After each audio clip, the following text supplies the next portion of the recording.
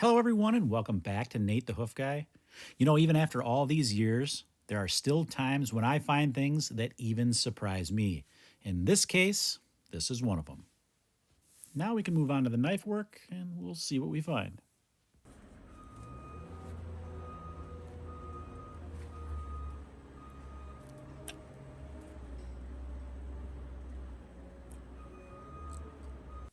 Well, there's a whole bunch of little rocks packed in there. Is that out of the ordinary?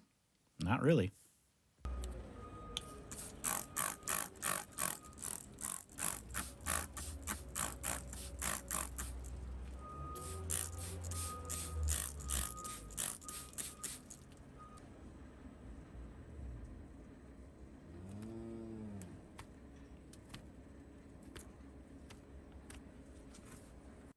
How many of you think it has something to do with this little red spot here?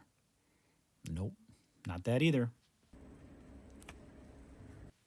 One of the questions I get frequently is how do you tell natural hoof color from separation? You see this hoof color here? This is natural. It's in all of the layers of hoof.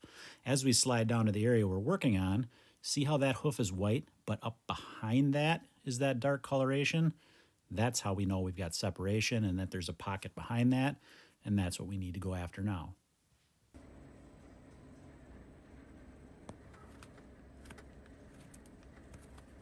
Now you might be wondering why I'm dishing out above that mark. Why not below it? It's because these things always originate from above where that mark in the sole is, just from the way that that hoof grows over time. I know that that lesion is ultimately going to be higher. That's where I'm going to work it out. And as we get this notched out, you'll see that's exactly where that lesion is hiding.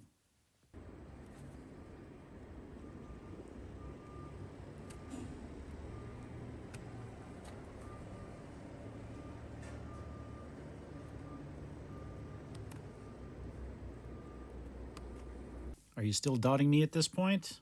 Well, we're about to get there. It's time to go after this, expand on this, find where this lesion is, and explain exactly what's going on. The part that was surprising to me is the appearance of this corium when I get in there. You're going to notice it's not the right color. That's the concerning part for me. Whenever I see that, I know that these are going to take multiple visits to get to heal because we need an extra step in there. The first one being to get that corium to slough off that outer layer. You can see how it's gray, discolored.